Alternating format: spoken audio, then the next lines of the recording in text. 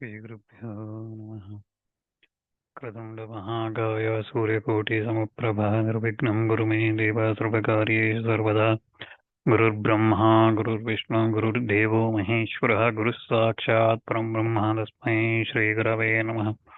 गुरवे सर्वलोकानां भिषजे भवरोगिणां नदिः सर्वविद्यानां श्रीदक्षिणामूर्तये नमः।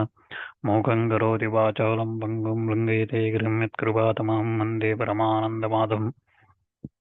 व्यासाय विष्णुरूपाय व्यासरूपाय विष्णवे नमो वै ब्रह्मणे वासिष्ठाय नमो नमः। श्रुतिस्मृतिपुराणानाम् आलयं करुणालयं नमामि भगवत्पादं शङ्करं लोकशङ्करम्। नारायणपरो व्यक्तादण्डमव्यक्तसंभवं मण्डस्यान्तस्तु मे लोकाः सप्तद्वीपाचमेदिनि। नारायणं नमस्कृत्य नरं चैव नरोत्तमं देवीं सरस्वतीं व्यासं ततो जयमुदीरयेत्। पार्थाय प्रतिबोधितां भगवता नारायणे स्वयं व्यासेन कृतितां पुराणमुनिनां मध्ये महाभारतम् अद्वैतामृतवर्षिणीं भगवतीमष्टादशाध्यायिनीम् अम्बा त्वामनसन्दधामि ते भवेद्वेषिणे। नारायणपरो व्यक्तादण्डमव्यक्तसंभवमण्डस्यान्तस्तु मे लोकः सप्तद्वीपाचमेदिनि। अवतीर्णश्च काल्यट्यां गीतारेन्तरितश्च च्युतिस्पीठप्रतिष्ठादायदाच्छङ्करो गृह शङ्कारूपेण मच्चित्तं भङ्गीकृतं पूज्यः किङ्करीयस्य सा माया शङ्कराचार्यमाश्रये।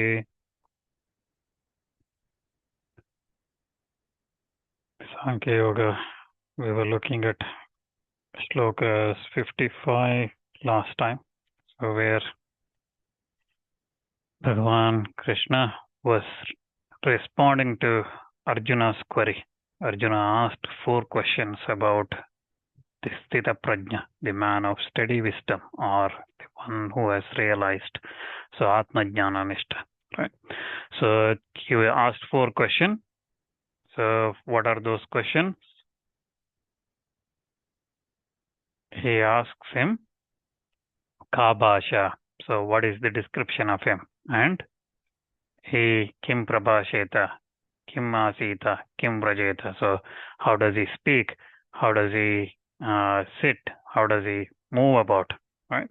So he asks those 4 questions, and we were looking at the answers to the first question, which is Bhagavan replies to Arjuna, Kim Ka Bhashya. So that question, right? So what is the description of that Sthita Prajna, the person of steady wisdom? So man of steady wisdom, what is his description? So Bhagavan says, Prajahati yada kaman sarvan partha manogatan atmanevatmana tushtaha sthita prajnastadochyate. So the one who is fully renounced all the desires that have entered in the mind, and he remains steadfast in, he may remain satisfied in the Atma by his self alone, then he is called man of steady wisdom. So that's what we are looking at. Right. So I think we looked at the Purva Bhaga, the first half of this shloka last time, right? So just to recap. So when Yada is when at the time when one fully renounces or discards all the kaman, all the desires, the variety of desires, all varieties of desires, the manogatan, so that have entered the mind, that have entered into the heart. When one renounces all those things, right? So at that time, right? So that's what we were looking at. So now I think last time we were looking at manogatan, the description of manogatan, right? So what does this mean again? So we were looking at when one renounces or gives up all the desires. So the question might come in Arjuna's mind or our mind that how can that person happen? How can that happen? That when all the desires have been renounced, how can that person, you can say that person is happy, right? So how it is possible when everything has been renounced? So Shankaracharya again says in this, if all the desires are renounced, while the need for maintaining the body remains, then in the absence of anything to bring satisfaction, that person behaving, that person might look like a lunatic or a drunkard. Okay, so that person might look like a person who has unsteady mind or who is drunken. Okay, so it might look like that. So here Shankaracharya uses the word unmatta pramatta seva pravritti. So his actions, his behaviors look like unmatta pramatta. So one who has unmatta is drunkard, and pramatta, so unmatta pramatta, lunatic or drunkard. So why he says that again? The difference between lunatic, the one, and the drunkard is lunatic is the one who has lost his power or power of discrimination or judgment, right? He is the one who has lost that power. But drunkard one is the one who has lost the power, who has that power, but he ignores it for other reasons, right? So he cannot use it. So Shankaracharya uses that term, saying that if one has renounced all the things, that person might look like that. So that's why you should not think like that. He says that, here it says that, hence it is said that tusta, he remains satisfied. He remains satisfied in what? Atmani eva, in the Atma alone. He remains satisfied in the Atma alone, in the very nature of that innermost Atma. He remains in that. And how he remains satisfied in that? Atmana, by the Atma, by his own Atma, by his own self, he remains like that. He remains happy in that. He remains satiated with everything else on the account of having attained that nectar of realization of supreme goal, that supreme the Paramatma Jnana. So by that realization, he remains on that. So revealing that supreme goal, that which reveals itself as a self-effulgent consciousness. He remains through that. Right? So again, if on his abandoning of all the desires, nothing should be found to cause satisfaction while the cause of this body remains, right? So it would be, that's why it would follow that the behavior here would like that of a madman or of that of a maniac. So, but to differentiate that, why he remains satisfied, the word is said here is satisfied in the Atma, right? So that's why it is said like that. So now you might ask how one could remain satisfied in oneself, right? So without any desires for external, how one could. So it is very difficult to explain. Okay, some examples, some of the Vyakyanas give is, for example, a baby sucking its own thumb, right? It's its own finger, there is nothing in it, and it still keeps sucking its thumb. So why does it do? Because it gives some happiness in it.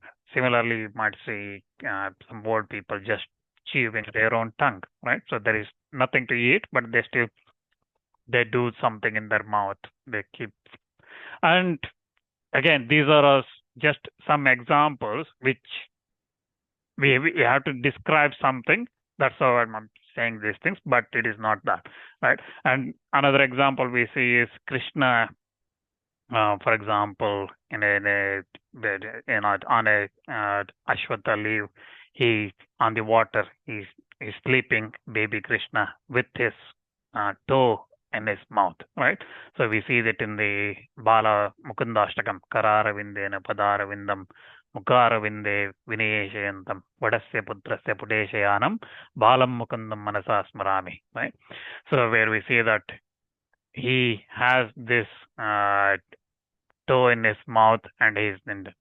So it is again very difficult to explain. And also we see that Shuka Maharshi says, Dehantanashwaram avasthitam uktitam va siddho na pashyati yato adyakantam swarupam daivapadatam utadaiva vashad upetam vaso yato parikritam mudhira madandha. So explaining the person who has realized, Shuka Maharshi says that he will see everything in this world, in this samsara, as false, untrue, except Atma, which he sees as the truth. And just like uh, what we for example, we see something in a dream, right? We know that that's not true. Just like that person, the man who has realized, who has this realization, he sees everything else as untrue, mithya, and he sees only this Atma as the truth. So, and the body, whether that person's, whether body is standing or sitting, it is not experienced by him, and he will again have that much detachment from his mind, from saying that this is mine and this body and things like that. He will have that much of detachment. That's what Shuka Maharshi says. And also because he knows that form of the Atma, he has that realization. He just stays there itself. Nothing else seen by him. Siddho na pashyati yato adhyagnata surupam. So when he sees that inner form, his own Atma, he realizes that, then he doesn't want to see anything else. He sees nothing else. Everything he sees is that Paramatma Surupa. And he doesn't even know whether he has gone outside or inside. And he looks like, again, Shuka Maharshi also says he looks like Mudira Madanda. So he looks like a drunkard, the one who has taken alcohol, and he looks like that for the world. The reason these examples are you drunkard or the one lunatic or things like that, examples are used is because these people who have realized, they behave completely differently to what we see in the normal world. And we have to explain those jnanis, those realized men, with some words, right? So we don't know how to describe them. And that's why these descriptions are coming. And there is no other way to tell us that that's how they look, that's how they behave, right? So if we say that they just sit, they don't see they see entire world as false, and they just be happy with their own Atma, right? Questions comes to our mind saying how it would be possible for anyone to be happy with something when there is nothing, right? We get happiness either by eating something, seeing something, listening to something. All these senses we have, through that we get happiness, and the mind works like that, right? So and we have this position, we have that, and all these things gives us happiness. But if you think all that is false, all that is mithya, untrue, the Atma is only the truth, and that's where one gets the real happiness, it's very difficult for us to visualize, right? That's why all these examples are given, right? So drunkard or lunatic or whatever, that's a unmatta, pramatta, all these words Shankaracharya using as well, is because it's very difficult to describe these things. There is no other way to describe this. And that's why these descriptions comes. So when a person who has like this,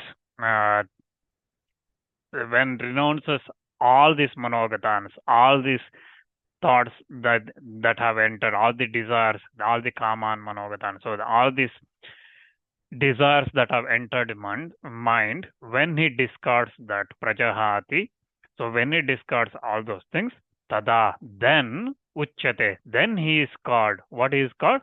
Sthita prajna. He is called a man of steady wisdom, man of realization, the one who has the wisdom.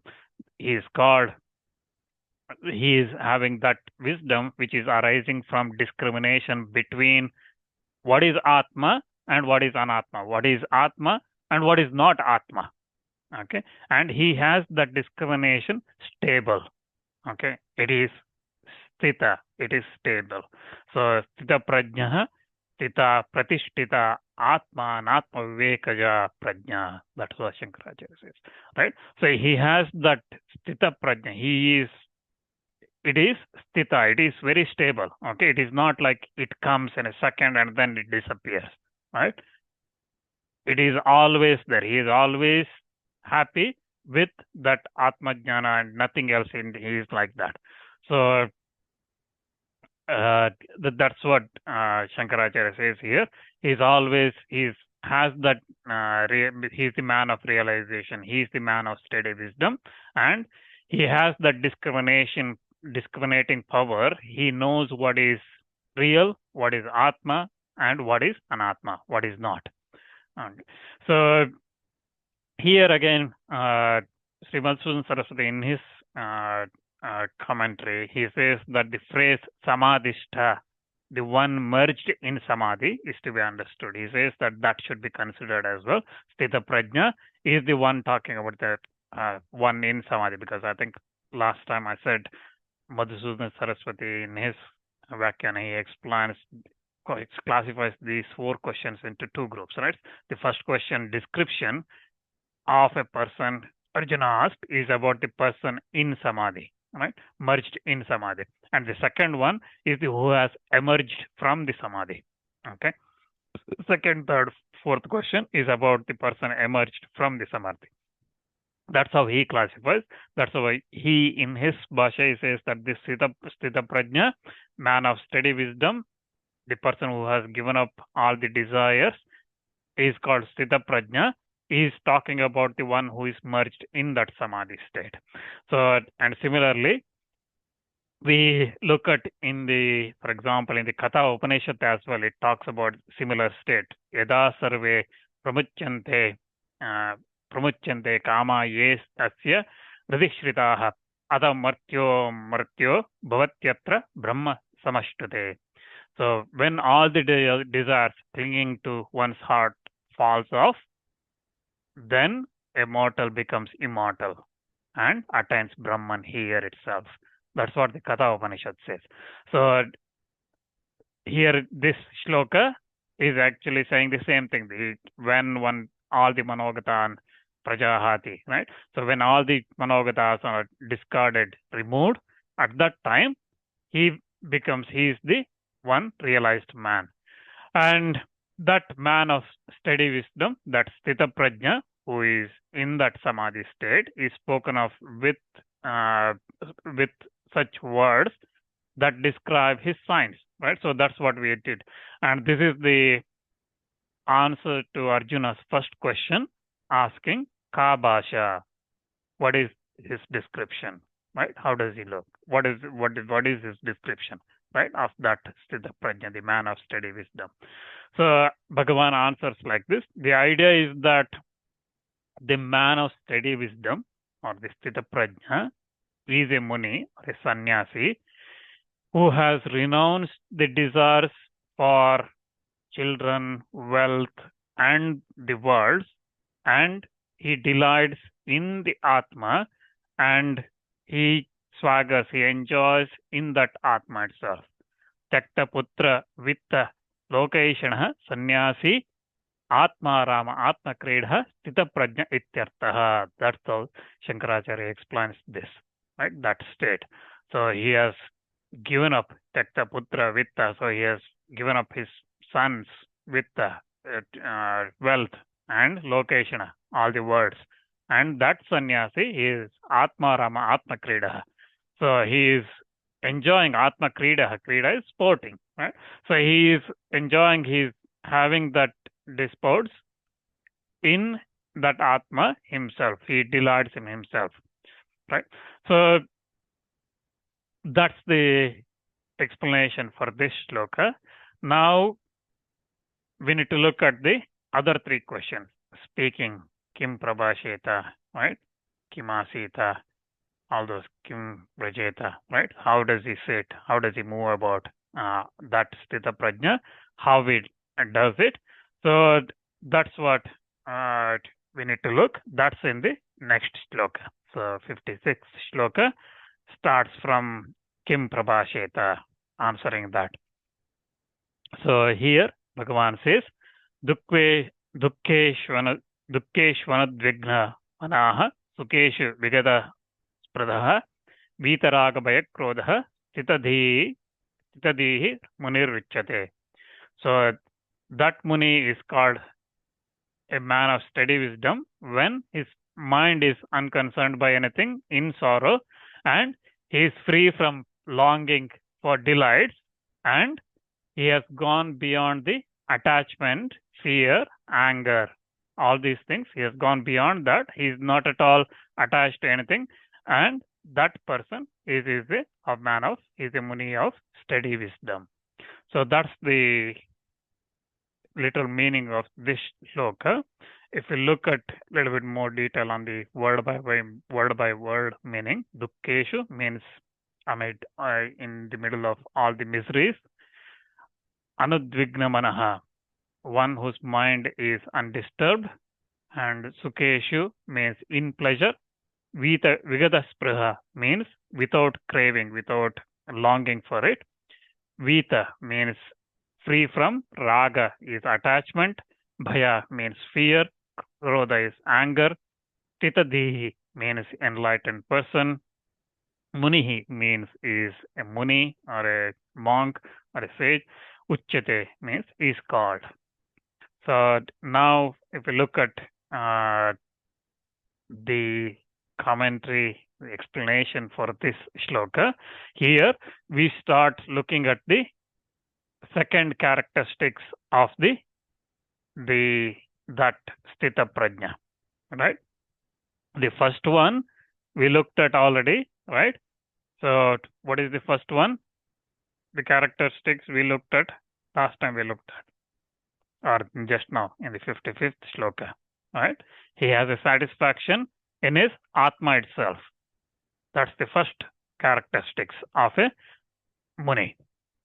Now we are looking at the second one, which is where we see the equanimity in the pleasure and pain. He looks at pleasure and pain, everything in equal. So here we look at that Muni or the monk or the sage. Shankaracharya here again identifies the Muni with the man of realization, right? So that Muni is called, Uchyate is called Sthitadihi, the man of steady wisdom, when Anudvigna manaha, when his mind is unperturbed. Okay, is Udvigna is when it is disturbed, troubled, concerned, right?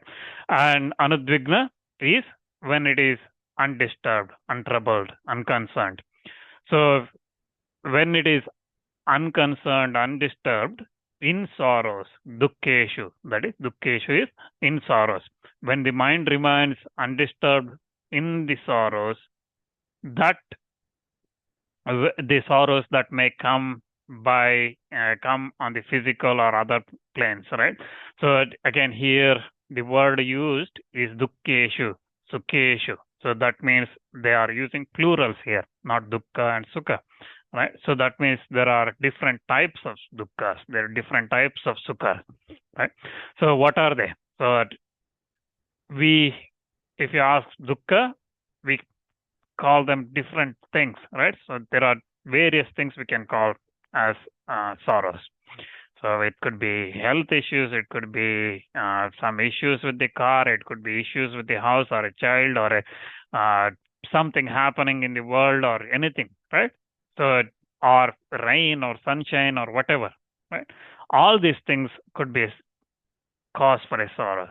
But our Shastras classify all the happiness, pleasure and pain in three categories. Anything you look comes under these three categories. So those three are Adhyatmika, Adibhautika and Adidaivika. So here Dukkeshu or Sukheshu used covering all these three things. So Adhyatmika means anything that's arising from bodily or mental causes within oneself. Okay, so for example, fever, headache, or physical pain, or whatever, body pain, or anything like that that's coming, or even mental struggles, okay, stress, and all those kind of things. That's Adhyatmika, that's coming within oneself. Then those are the Adhyatmika sorrows. And then the second one is Adibhautika, which are comes due to created beings, okay, other than us. So, for example, a tiger attack or a snake bite or things like that, they are environment and not the created beings create sukha or dukkha coming because of that. That's the adi bhautika. Then the third one is adi daivika. Daivika means it is coming from deva. Okay, it is beyond everyone's control. Okay, so like for example, it's the fury, the anger of the elements, the worldly elements, or uh, anger or satisfaction of them. Okay, whichever way you look at it, dukkha or sukha. So, like for example, cyclones, floods, all those things, or the troubles that come from yakshas, rakshasas, pishachas, and all those things, supernatural things, or similarly the happiness that might come. Okay, so you might be going, the wind brings a beautiful, pleasant smell. Okay, that might make you happy, or it might be very hot summer and suddenly cloud brings rain. Okay, so that might be happy.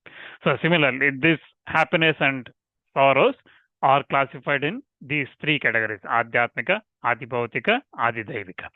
So this Muni of steady wisdom, he is said that he is undisturbed in dukkeshu, in sorrows of all these three types. Okay, so the one whose mind does not become disturbed, udvigna. Okay, it does not become disturbed is udvigna, undisturbed is anudvigna, on account of his inability to ward off these sorrows. Okay, when they come as a result of his sinful prarabdha karma. So again, all these sorrows or happiness come because of prarabdha karma, what we have done in the previous lives, right? So it comes because of that. So when one has that inability to face up to that, or Sukeshu we will look at a little bit later, right? So when the mind becomes does not become udvigna, when become undisturbed, when become disturbed because of this, in the form of again, mind does not change because of the rajoguna, that time it is called anudvigna manaha. So when it does not become distracted, disturbed by these kind of sorrows, it is called anudvigna manaha.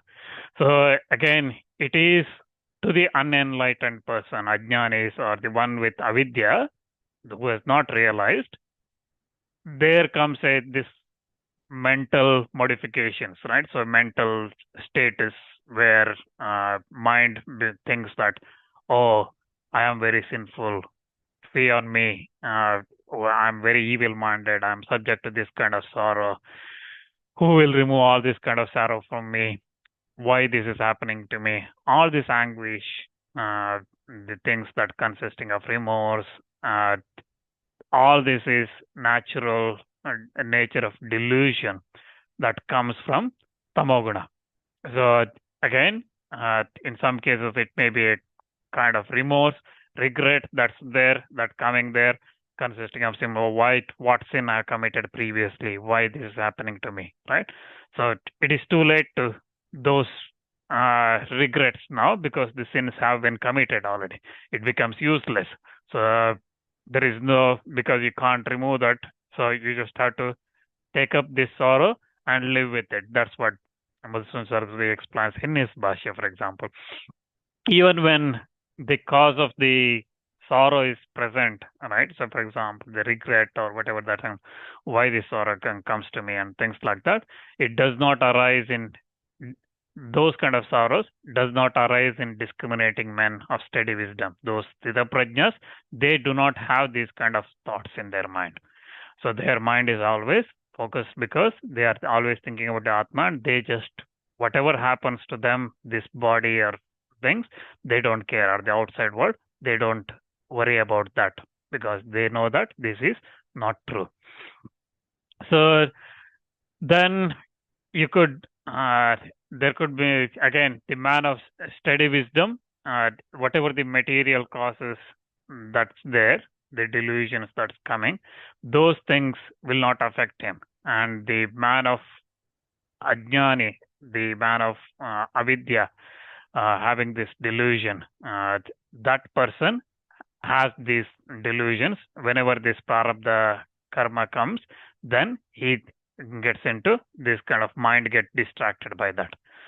And also, when that Muni of Sthita Prajna, whose mind is steady, Vigata Spriha, that means he is free from longing, he is free from expecting something. Okay, so he is devoid of any hankering for future delight of any kind. Right?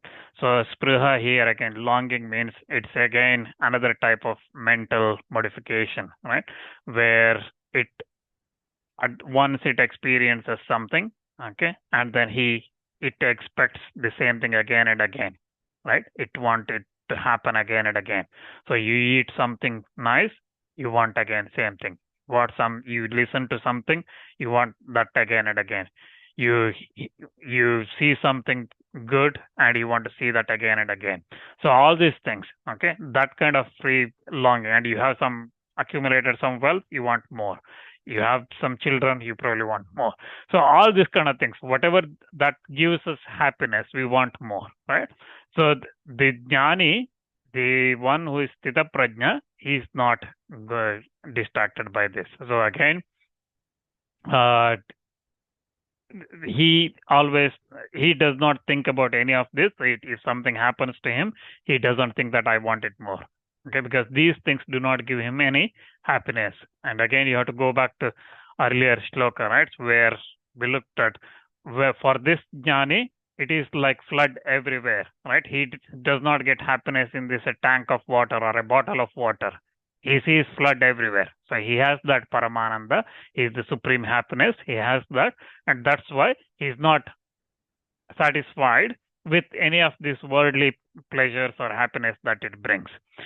So similarly, we look at the Sukeshu. So that means for the delights as well, for the happiness as well, right?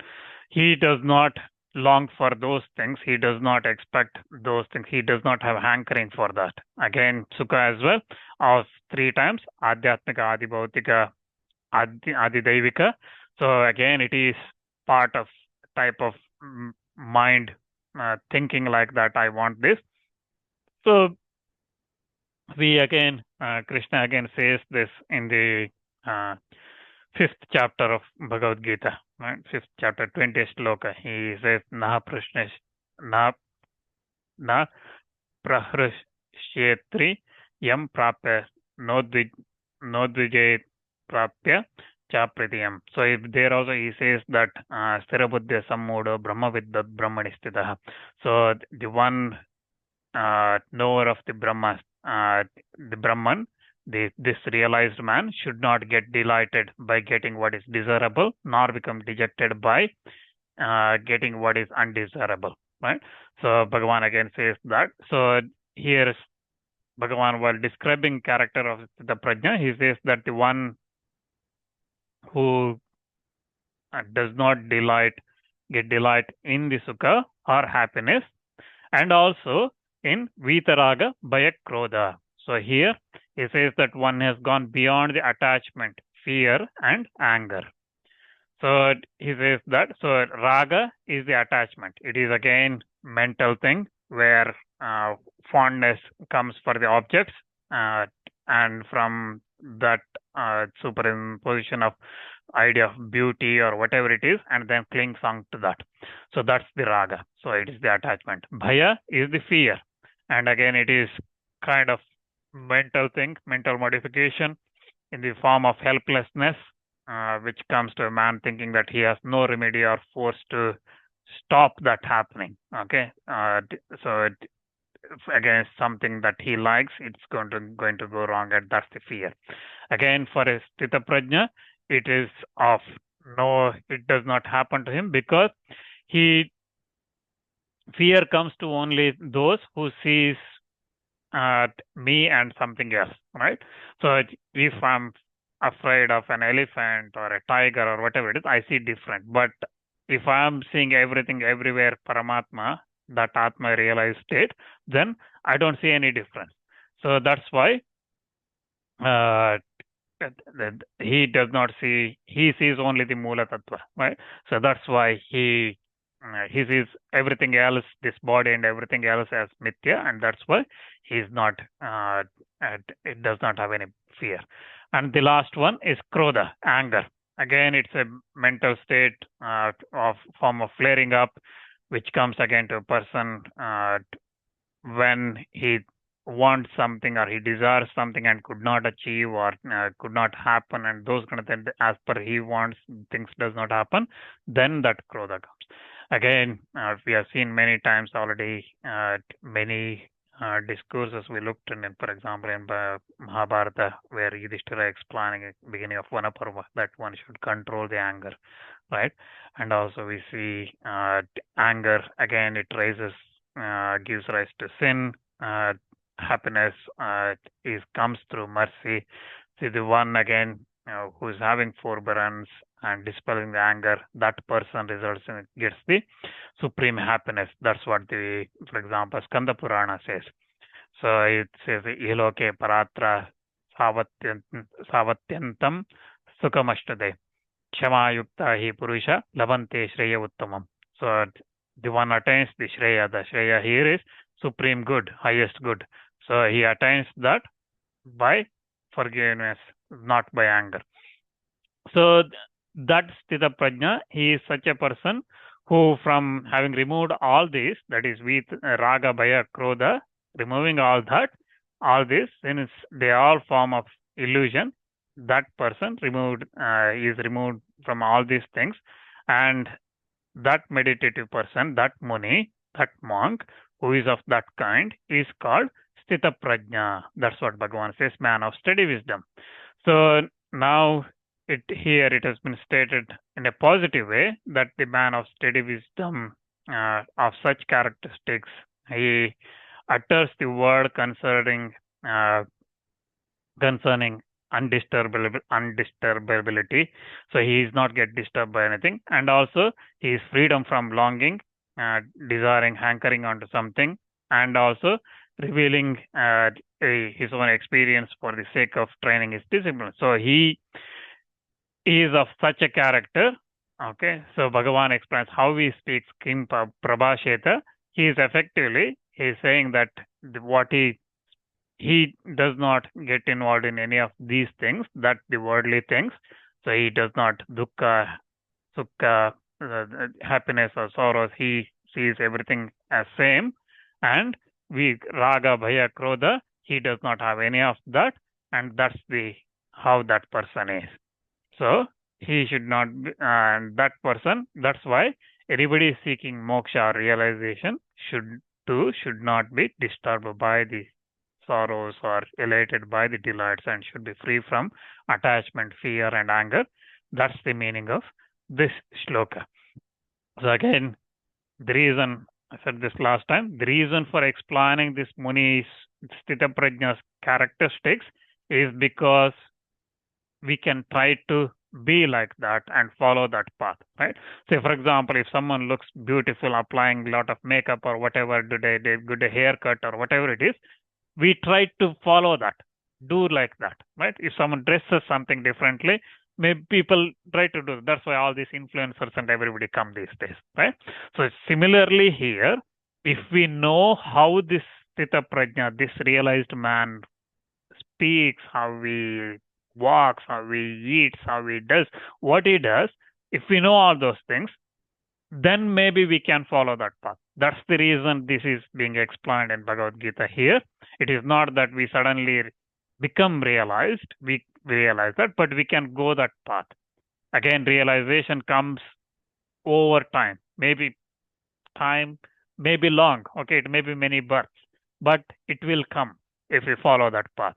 Just like, for example, you can't say that when the morning happened, right? So there was darkness and there was somewhere in the morning it became bright. Gradually it happens. You can't say that at this point it became night ended and the morning started. So it gradually happens like that. So we'll stop there. Next time when we'll continue with this Kim Prabhasheta Shloka, answer to that. We'll look at that next time when we gather with the 57th Shloka.